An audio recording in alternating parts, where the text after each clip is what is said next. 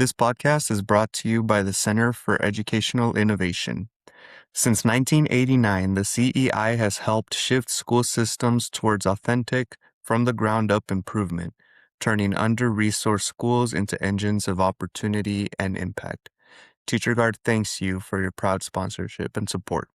Teaching is hard, and oftentimes it isn't what happens in the classroom that makes the job difficult. It's what happens before and after school, during passing periods, at lunch, in meetings, or in our lives outside of school that challenges our ability to stick with the profession. TeacherGuard is committed to focusing on making teaching sustainable and enjoyable. We want to make the rewards of the profession seem more attainable and the challenges more bearable. Our mentorship model pairs teachers with consistent daily support from a peer educator. Through TeacherGuard's 4 sustainability principles, we will walk the challenging times with you and allow you to enjoy the wins and celebrations that come with this beautiful profession. See teacherguard.net for more information and to explore how you can join our community of educators today. We hope you enjoy today's podcast. All right, welcome back. I am really excited to have somebody who I actually just met recently on the podcast today, about 6 months ago or so, but really impressed with his background and a lot of the work that he does and just the way that he communicates. So, Geoff Gailey, welcome aboard. Yeah, Adam, thank you for having me. Very excited to be here. Very excited to have you here. Want to start off just by giving everybody a little background into who you are as Geoff the person, who you are as Geoff the educator. So maybe how'd you get to where you are today, starting off as a teacher? Yeah, feel free to share anything you want about yourself. Yeah, for sure. I have always been drawn to science and education. One of my first one of my first jobs was working at a summer camp, teaching astronomy, environmental science, outdoors in the mountains of New York. The cool ones, not the ones near the city, but the one up the Adirondacks. So I've always had a love of outdoors education and science. And so after undergrad, started graduate school in education, really loved that, and then jumped into teaching in 2008 when there were a lot of pink slips going around for educators. So the question of sustainability in education has always been front of mind and kind of a through line of my career. Um, uh, you know, Life happens. I started teaching in Boston. I ended my classroom career in Oakland, California. In that time, I had the opportunity to teach IB classes, AP classes, remedial classes, English as a second language, or what we now call emerging bilingual students. My most recent classroom assignment was teaching 11th grade physics in a to an immigrant and refugee population of kiddos at Oakland International High School. I still consider that my school. I've done some long-term sub position. Every once in a while, schools will have me come in and just be a ringer for a little while. I had a great assignment teaching second grade at an outdoor school here in Portland, Oregon, where I am now. And that was a ton of fun, but my heart is still in Oakland with the students at the International High School there. Since leaving the classroom full time, I've done a lot of work kind of behind the scenes in education. I've, taught project based learning and kind of student centered perspectives in a variety of different contexts. I've gotten the opportunity to work on some textbooks at elementary and middle school level. Have also had the opportunity to work on state assessments, and even most recently working on state standards here in Oregon, and then what curriculum we were gonna look at. So I'm at a phase in my career where what is sustainable for me is finding those high leverage places in the educational sphere that are huge impact on learning and on the environment for teaching, but not necessarily in the classroom day to day by myself or like in the classroom day to day, primarily.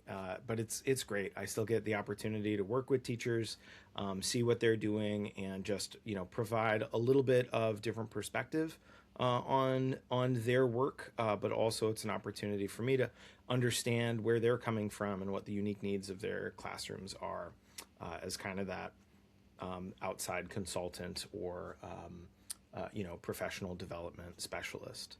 But yeah, that's a lot of different parts in that nutshell, but hopefully that is my career in some sort of nutshell. Yeah, and I mean, I think you're able to benefit there from two perspectives, right? You have firsthand experience in the classroom, and now in some of the work that you do, like you said, you're still working with teachers. Not only are you keenly aware of the challenges that you may have faced as a teacher, but you see some of the challenges that our current teachers face, both new and veteran. So, with that in mind, typically we start off these conversations by just asking, what do you feel is one or two of the major challenges that uh, teachers face to the sustainability of their practice in the classroom? And thinking specifically of those early years in teaching, what comes to mind as, oh man, this could be a deal breaker for me to stay in the profession? Again, I think it's an important question. I think one of the biggest deal breakers is the um, professional compensation, and we'll talk a little bit more about that. But that's one topic, and then the other aspect is just the kind of professionalization of teaching. First, on compensation, when I first started, I was making less than the minimum wage now for just working retail in my state, $17 an hour, in Oregon, Washington, and then my starting salary was $30,000 my first year teaching. That was forever ago. I think I already dropped the ball, 2008.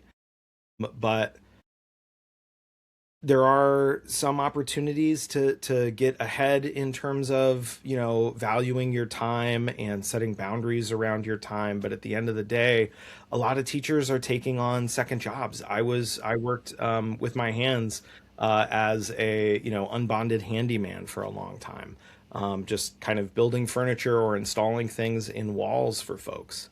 Whenever I work with new teachers, I always talk about opportunities for professional learning that give continuing education credits, because within the contract structure of a lot of teaching contracts, you are allowed to get more experience on the job through your continuing education, and instead of it just being a salary ladder, it's actually like this grid. And so within my first 3 or 4 years, I was able to take a bunch of grad credit, take a bunch of classes, find some online opportunities, in order to kind of max out the um, the value to my household and the financial compensation of the work that I was doing, because that was something that at the end of the day, I needed those checkbooks to balance, and there wasn't a lot of things I could do in the classroom that made I was already eating oatmeal for breakfast. Um, Although that first year in Boston, I did have a lot of Dunkin' Donuts for breakfast. Ah, there you Shout go. out Dunkin' Donuts. Um, but so I think that is a real challenge. There are some things that folks are doing at the state level, at local levels, at the federal level to think about that, and that's where union support is really big. I love that. Most teaching households are also union households. I think that's big. I think there's also some of those personal steps that you can do to game the system in one perspective, but also to utilize some of those parts of a teaching contract that don't often get utilized, like all that continuing education credit. The second point about sustainability, I think, is just the professionalization of teaching, or sometimes the lack of um, professionalization is a nice little button, but it's different, right? Like when I was in the classroom, I would go the entire day just talking to my coworkers and socially interacting with them.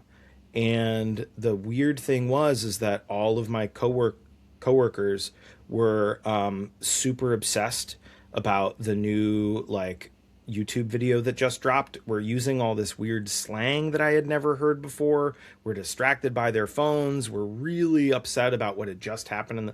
And we get to this spot where we're like the only grown up in a room full of 15, 16, 17 year olds, and like that becomes kind of what we experience You talk about, yeah. for the day, and that's what we talk about. But I got into teaching because I love science, I love the outdoors, and yes, I love education. um, but it's also a profession. I want to really engage with it academically, intellectually, and there's beautiful social connections that can happen with students, but don't often get that professionalization, like talking to an adult about adult, deep, important things related to the classroom, but not necessarily about the breakup that just happened between Anthony and Jocelyn. Like, I uh, um, if you ever want to feed some drama llamas, just like have kids in your room during lunch and hear about what's going on. Oh my God. Um, but I think one of the things I struggled with a lot was finding that grown up space, giving myself permission to not have kids in my room during lunch, and just find near peers to talk to about the work, about improving myself, about these professional goals that I had. Um, uh, I can definitely chat more about it, just like Anthony and Jocelyn. But I know you've got some questions. Yeah, I mean, I wonder, as you bring up that point, because I think one of the things that sometimes keeps folks in the classroom, especially in those early years, is looking for that community at your school, right? Because you finish your credentialing program, you are with people that are going through the same thing you are, you're with professors who are communicating with you frequently, and then the next year, boom, all that's gone, right? So I do wonder, to what degree is it that those teachers maybe want to engage in conversations that you're talking about the practice, about improving practice, but maybe there's some jaded feelings there about the staff meeting, about the department meeting, maybe feeling like the direction's not going where they're headed or where they want to head. And so as a result, those lunchroom conversations become, let's just talk about anything else, right? And I guess maybe a disconnect that could be bridged here is, how do we take that chemistry that is there between colleagues and not manipulate it, but maybe transform it into something that is productive, into something that does mirror an academic conversation that you might have in the halls of a research facility at a university or something like that, right? Even though it's within the lunchroom, when you're on the other side of the wall of hundreds of 15 to 18-year olds. Yeah, and I do, and there could be a fire drill or some other Anything, situation yeah. at any moment, right? Yeah, I think I have a sense um, that your hunch is definitely in the right direction, that there is a hunger for that type of collaboration, that type of like true um, cooperation among staff, and not just necessarily being collegial. Mm. I feel I have felt most supported and most successful in my classroom teaching when I have had either an intentional cohort of near peers or other singletons that were new, that were kind of figuring it out together. And in contexts where I can find that small community of collaborators, um, yeah, it makes space for those conversations. It makes space for that unpacking. Oh, what are these tests? What does this quiz tell us about teaching and learning? But also like, oh my God, what's happened? What is a blind spot that I'm not seeing here? And yeah, I think getting those near peers together is really critical. It helped me significantly in a teaching fellowship I was in my first few years. to just have folks that were in the same situation at the same stage of career, struggling with the same problems, but coming up with different solutions or different perspectives on the same multifaceted solution. Because yeah, I do think, I do think there's a hunger for that, and finding the way to satisfy that hunger with something nutritious Yeah. is a key. Well, that if you were to take that lunch, that conversation that's happening at lunch, and just extend it another 30 minutes, you'd arrive at eventually talking about the work in a positive and constructive manner. Because I do think that oftentimes that lunch period, that period where teach or any passing period before school, after school, that moment when you are talking to adults versus talking with kids, uh, a lot of the times folks view that as my outlet for the day, right? Like, how many conversations have you heard with adults in a break room where they're talking about kids, and maybe the same kid that's causing the same problem period after period? And you get that out, you feel better, and then maybe you want to start talking about the practice now, but then the bell rang and you got to get to class. So Mm-hmm. this is where that idea of we need that outlet so that we don't necessarily take it home, and maybe share it with folks who aren't educators at home, or if you don't have someone at home, just kind of keep it to yourself for even a longer period of time. Um, it's almost like we need that same community that you have in your credentialing program, whether you get it through a fellowship or someone else. We need those outlets to get this stuff out so that when we are with colleagues where we can have meaningful conversations about the work, we can do so. Yeah, and I think there's maybe two phases of it. Um, uh, there's the just like blowing off steam outlet, right? And then there's using that pressure, using that need to know to actually like turn an engine or a turbine or something like that. Because there is a point when third period just went the way it did, and like, oh my Mm-hmm. god, like I need to heat up my lunch and just clear my head for advisory coming up. Right. Um, but then so venting that a little bit, but then like, oh, there's this thing that was happening with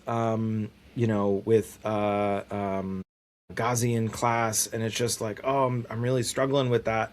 And another teacher who's on my team who has Ghazi in second period will say, oh yeah, do you mean G money? And like I realize that we start orienting towards um some third topic. So it's just we're venting. I'm just, oh, that was my day. This is your day. Oh, it's great.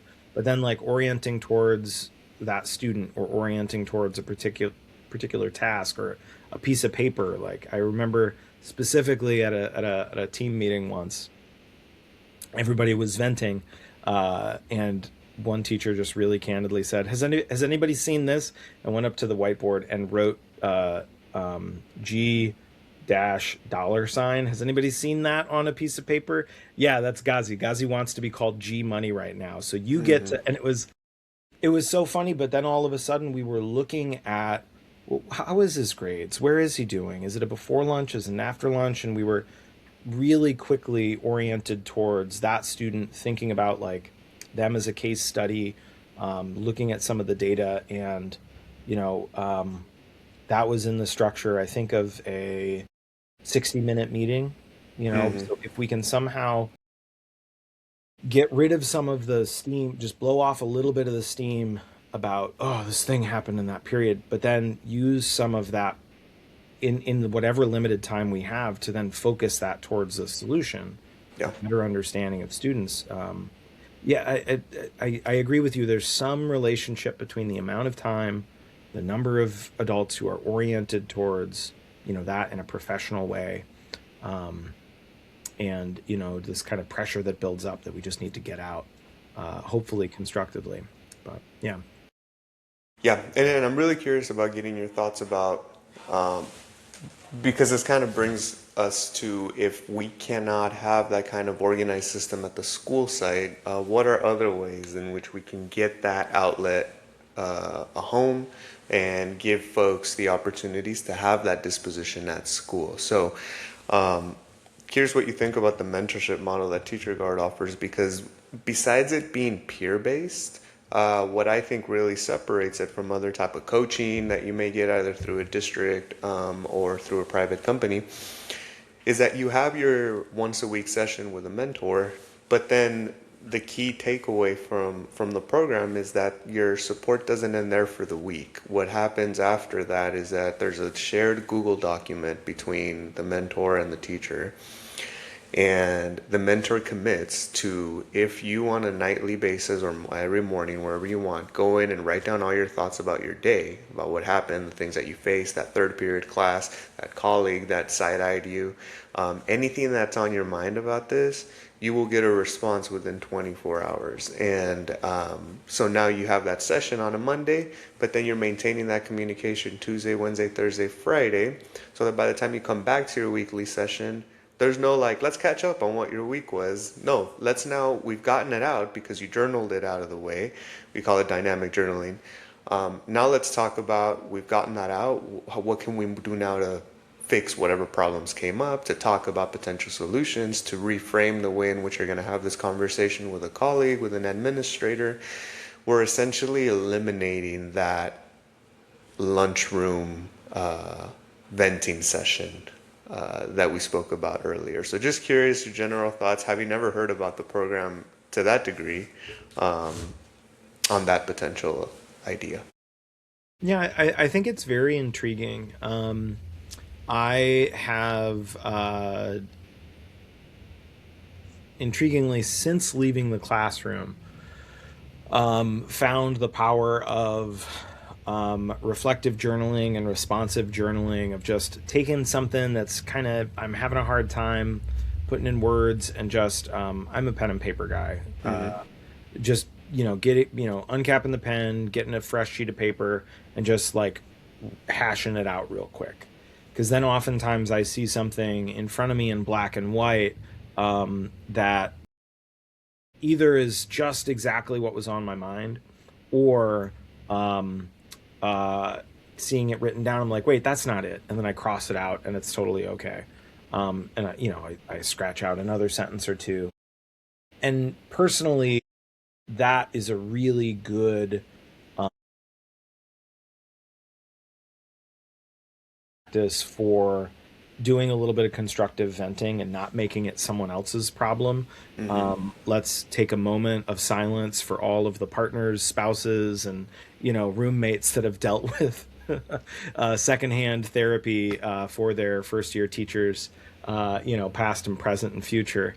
Being able to have the tools to kind of do that a little bit on our own and do a little bit of that processing, with pen and paper, or, with whatever technology tool works well. If it was just that by itself, there's value in it. But having this responsive element, having somebody just check in and say, oh, okay, when you wrote anxious, did the kids bring that? Did you bring, whatever it is, whatever that little phrase is, all of a sudden, because it's written down in black and white, and like, oh, I didn't mean that. Well, but having some of that back and forth and engaging with that in, some kind of, it's all those coaching moves, right? All those like dialectical coaching moves that you can do, stretching that out over time in an environment where, oh yeah, I'm just going to free write for a little bit, and then we'll jump off there and we'll continue the conversation. It sounds really intriguing. And you've probably heard of this idea of emptying the cup, right? Which is essentially what folks potentially are doing when they're journaling, right? Or when you're reflecting on anything. You're kind of emptying your cup so that you can then fill it up again the next day or the next hour or whatever. I would argue that a program like this, what it does, it doesn't just empty the cup. It empties it, it cleans it, and it prepares it to receive more things, right? Because ultimately, you toss the contents of a cup away, there's still remnants there. And in the same way, if we kind of, maybe it's the gym, that's my outlet, right? And I go to the gym and I think about my day after work.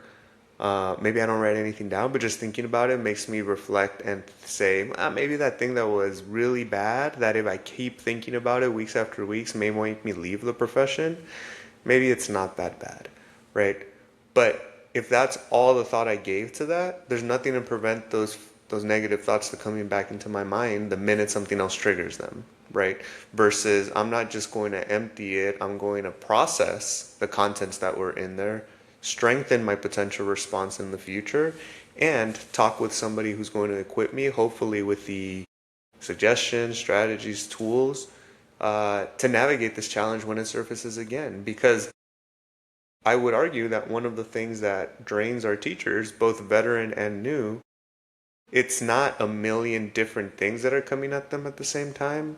It's the accumulation of the same repeated thing over and over again, right? That same feeling of I'm just not getting classroom management down. Year after year, I feel like I cannot get these kids to listen to me. Or year after year, I continue failing in this state test and I don't get good numbers. I just can't nail how to teach this particular thing. Um, what are your thoughts about that? About not a diversity of factors being the challenge, but the repeated ones being the ones that eventually just drains you? Yeah, I think people again really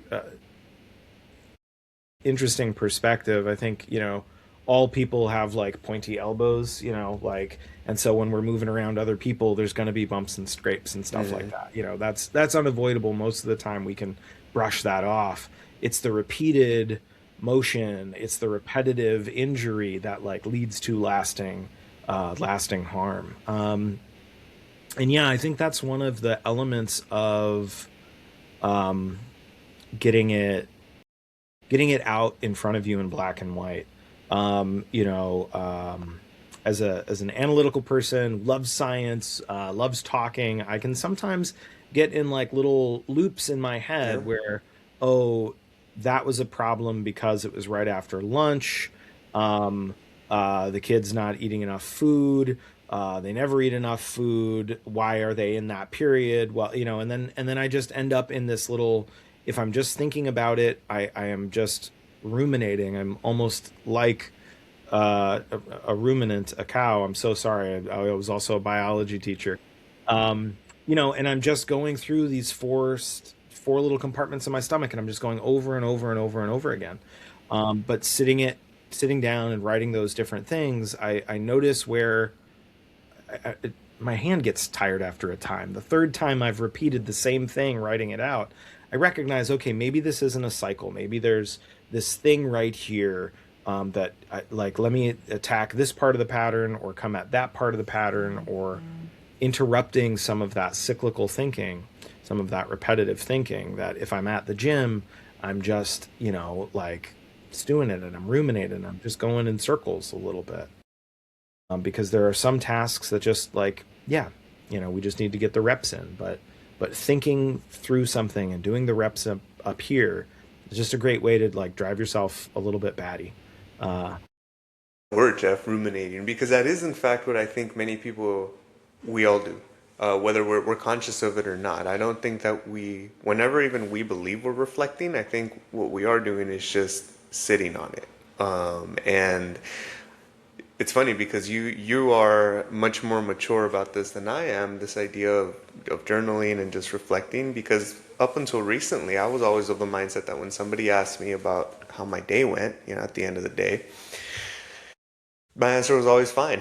And I didn't go into detail because the way I saw it, if it was a draining day, I didn't want to replay all of it. I wanted to get home and just relax, right? I didn't want to rethink about everything that was horrible, have to re-narrate all of those experiences.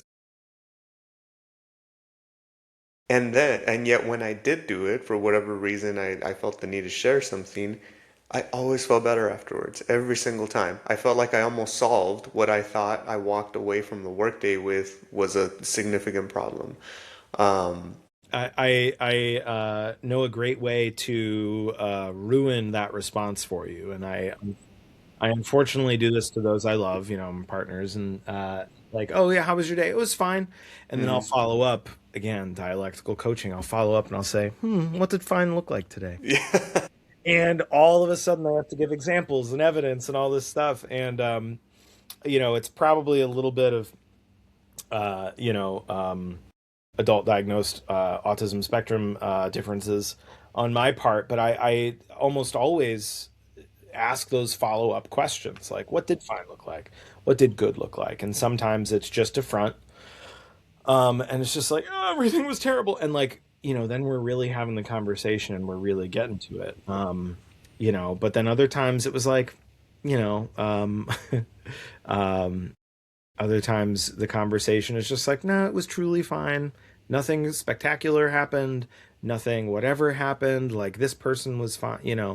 And then, oh, okay, there's more to jump in on the conversation um about, because I do think that, oh yeah, no, everything's fine, it's all good. I also use that as just like a quick shortcut to the conversation. Like, I don't really want to talk about that. But when talking with a partner, talking with a young teacher in a coaching perspective, or whatever, it's like, okay, no, let's start with that. What does fine look like, or what does Mm-hmm. okay look like, or what does not bad look like? And it's surprising how much is just below the surface when you do that. Yeah, I work with a coach and meet with him monthly, and his go-to is always, all right, how are you feeling and what made you feel that way or what got you there? Ooh, And yeah, so, that follow up. that follow-up is what I'm like, now I have to think a little bit more about what I said. Did I lie when I said I was fine because I just wanted to get to the next thing or whatever? Well, and what's funny is that I always felt not that I always felt, I've always been told that I'm a really good listener. And I had never understood that compliment because I believe that I don't believe it takes any work for me to listen, right?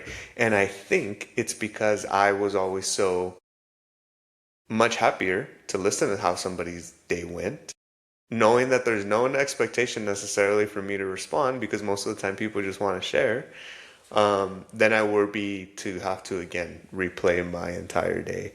Um, but there is an element of when I am told you're going to listen and then there's an expectation for response, that does just increase the quality of the conversation in general because you can't half listen, right? Um, Yeah.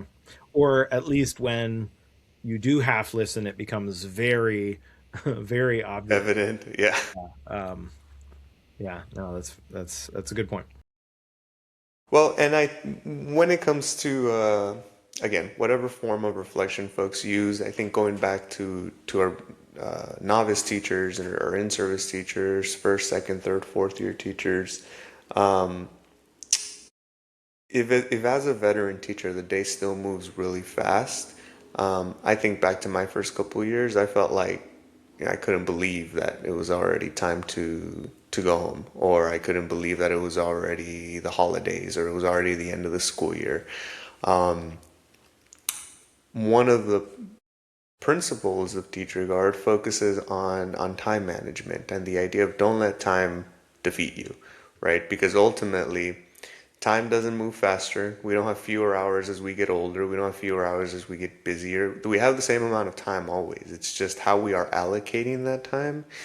And one of the tools that I utilize and I share a lot is any kind of calendar, whether it's your Google Calendar, whether you're a pen and paper person, but calendaring down to every little detail in your day. I don't create tasks lists. I create, or if I do create them, they immediately make it to a time slot on my calendar because otherwise I'm not going to do it. Down to like respond to this text, or down to respond to this email, or down to reflect, right? Reflect on how the meeting you just finished went. Um, so I'm curious about any strategies that maybe you utilize that would be beneficial for new teachers to not allow the day to get away from you, essentially. Yeah, again, a great question. I'll talk about the ones that I'm familiar with because I don't utilize them enough. But when I do, I prefer Dos Equis. No, yeah, time management is always the thing, especially in the classroom. Whether it's a 38-minute and you're teaching 9 periods a day, or you've got block schedule and it's old hat for you, or your school is switching from one to the other. Just knowing how much time things take and then finding an appropriate amount of padding Oh, that's huge. In the small scale, thinking within a period, I would do this with my student teachers. I would take a look at the clock and I would do this little bit where I would say, okay, I'm just going to tell you what I'm thinking for the next 30 seconds. Looking at the clock, I know I need to collect the quizzes, so I'm going to take 5 minutes off of the ending period or ending time of 1:05. So I'm at 1 o'clock. It's probably going to take about 2 minutes to clean up. Let's say 3 minutes, and I would tick back through the period until I was at the next thing I wanted to do, and then that gave me a sense, and that was able to show the student teacher a sense of like, oh yeah, like I really do need to look at the clock face that way. Um, visual. There's visual timers that folks have in their classroom. I have one of those in my house because it's really hard for me to imagine what 15 minutes looks like. 15 minutes is halfway or a third of the way through a couple albums I really like. So sometimes if I want to do 2 minute blocks or 2 blocks of 15 minutes, I will put on this album that is just a half hour of power. Ironically, the first album by Sum 41 was like 24 minutes, but it was called Half Hour of Power. Terrible. But that works well in a in my house with my taste in music. But I used to use that in the classroom as well. We're gonna listen to the next 3 songs, and I knew they'd be about 10 minutes. And that also gave a cue, like, oh, okay, a very soft cue for students to know when transitions were coming. That's kind of a small scale within a period tactical perspective on understanding time. Hmm. But stepping back from the classroom a little bit, I got exposed to time blocking. So I know in every day there's going to be a 7 o'clock in the night and a 7 o'clock in the morning, however you want to split those up. So let me make sure that I put down 24 minutes for the time it takes to drive to work. Let me make sure that I put down I'm making copies for 10 minutes. Let me take a look at like almost like a just a single slot, and it's grab a piece of lined paper. If there's 24 uh, lines on it, then every other line is 30 minutes. Then you just go down 7 a.m. to 7 p.m. I'm not suggesting that you're working or thinking about teaching that whole time, but my goodness, it's very amazing when you look back at your day and try to reconstruct that. Just like, oh wow, a lot more time went there than I thought. And when you flip that around and do that right when you get in the morning, 7:30, 7:45, whenever it is, you say, okay, what are my positive intentions for the day? And you sit down and you look at those time blocks within the day. Ooh, that was so. I'm a highlighter person. I have like a rainbow of highlighters at my desk. And I would just highlight different colors. They didn't always have to be the same thing, but I was like, wow, okay, I got a real rainbow today. There's a lot of different things. Let me be gentle with myself and compassionate with myself in the afternoon because I know I'm going to be switching codes a Hmm. lot in the first half of the day. Or, wow, that is a lot of red if I don't put some little brain breaks in there. Like it is all just one task for 4 hours. Oh, I'm going to do the hardest part before lunch. I'm going to do the easiest part after lunch. I'm going to, put in a couple coffee breaks where I'm talking with people, intentionally connecting with people. So this doesn't just all mush together.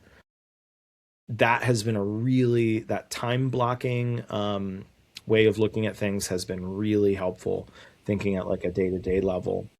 And in terms of the week, I really like, the concept of if we're in the classroom or, if we're in a professional space outside the classroom, having like office hours. Like I am always going to be here in my classroom or at my desk doing this thing during office hours. Or I am always going to make phone calls home Thursday. Or I am always going to leave right at the bell on Friday because my prep period is the last period of the day. And I know I can do that for myself. I know I'm going to bring home work, but I know I'm going to be so much more recharged if I get home and I take my dog on a walk while the sun is out and the birds are singing, and looking and thinking about what those non-negotiables are, having office hours, having some structure on the week, really helpful. Again, you had said Which ones do you utilize? Almost none of those. I am a hot, Come on. but I'm aware of them. Yeah. And when things get serious, I do the right thing. Yeah, and I mean, I love the visual, right? The idea of kind of anticipating and knowing what's coming your way. It's impossible to predict everything that the world is going to throw at us in any given day. But that doesn't mean we shouldn't try, because I think laying out as much of an expectation as possible will help us deal with the unanticipated things just a little better, Yeah. right? You and I are PBL folks, project-based learning folks, and whenever I'm calendaring out one of those units, the last 2 days are always project work time because something comes up in that 28 days. Yeah. Yeah, and again, it helps you deal with all the stimuli that get thrown our way, right? There are times when I get overwhelmed, I get a text message, an email, a phone call all at the same time. I'm like, I don't know what to prioritize here. And so what my calendar does is it allows me to just throw things on there and slot them somewhere so that I can get them out of my head. Almost like I don't know if you're familiar with Harry Potter, but the one thing that I wish was real from there is the pensive. Are you familiar with Harry Potter? The pensieve, The yeah, yeah, pensieve, yeah. yes. Um, This idea of being able to pull a thought out of your head, get it out of there, put it there, and know that you can come back later to figure out what it was.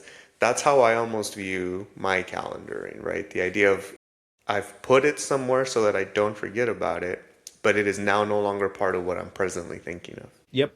Don't touch my stickies if you come into my Yeah, those professional stickies space. work that way too. My stickies, if I've written it on a sticky, I'm no longer worried about it. And Yeah.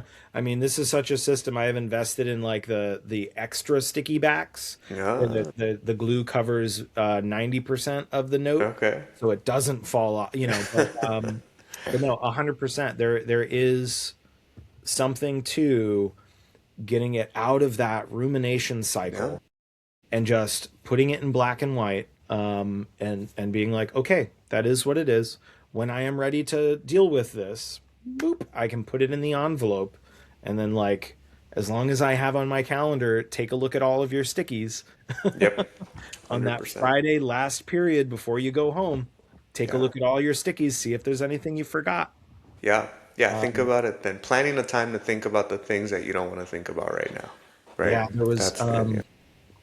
I think it's the organized teacher. I can't remember exactly right, but there was a book I read on organizing in the classroom and organizing your schedule, and they had a concept of like a Friday collect, like take yourself, out to coffee or tea or whatever. Just take a half hour and like make sure that you are in our conversation writing down that thing, either crumpling up the sticky and throwing it away because it's done, or transferring that into next week's calendar, whatever it was, you know.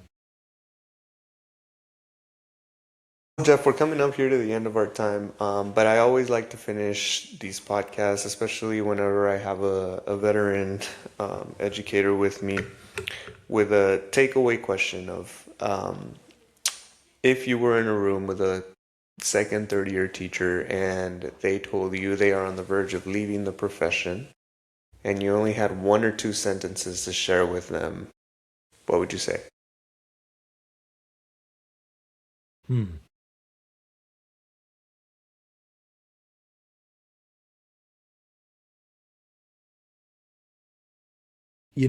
I have done this exercise myself, and I think it comes back to what you had said earlier about listening. I would say two sentences separated by about 10 minutes. I would say, where do you see yourself in 10 years, 15 years? 5 years tends to be a really good interval for adults, right? So let's say I would ask the question, where do you see yourself in 5 years? And just sit back and listen, and if they're talking about their family, if they're talking about concerns in the world, if they're talking about, their professional, teaching credential, and I hope that's whatever it is. Get a sense of where that person really truly is, and then that gives you good perspective for the follow-up question you ask at the end of the 10 minutes of just listening to what they say. I want to be, in a home I own with my spouse and our young kids, and like, the second grade teacher doesn't have, like, they have like a long-term girlfriend but no kids yet, so it's like, oh, okay, cool. Like you now have that information, so you figure out how much spiciness to put on the second question of like, what are the things you are doing now that prepare you to be that teacher in 10 years who's able to be home ready to take care of the kids when the partner's off work, who's totally engaged and ready to make these presentations at the state science conference that's coming up, who is engaged with coaching and mentoring kids, because sometimes the way that we grade quizzes ain't that. Right. Having daily quizzes where we check every single question and give comments about how it's going to the kids, that level of feedback, it would be so good for the kids. But that's not going to set me up to be at home with my partner living that other part of my life. As an educator, I got the classroom stuff going on. But I can also bring that educator spirit and that educator's mindset to other aspects of life outside the classroom. And making sure that I'm able to, have the integrity to be the same person in these two different places. Similar sense of humor, similar passion about, raising the next generation of scientists, mathematicians, whatever, that I'm able to bring that into both spheres of life, the classroom, but also, wherever I put down my teaching bag at the end of the day. Am I doing that and saying like, oh yeah, I'm ready for a hug, or I'm ready to go for a walk on the dog? Or am I doing that and slumping back against the door and going, it just feels like it's heavier with all the grading every day. Those are the two sentences I would say, two questions separated by 10 minutes. Where do you want to be in 5 years? Which is kind of frankly like talking to me in general. Yeah.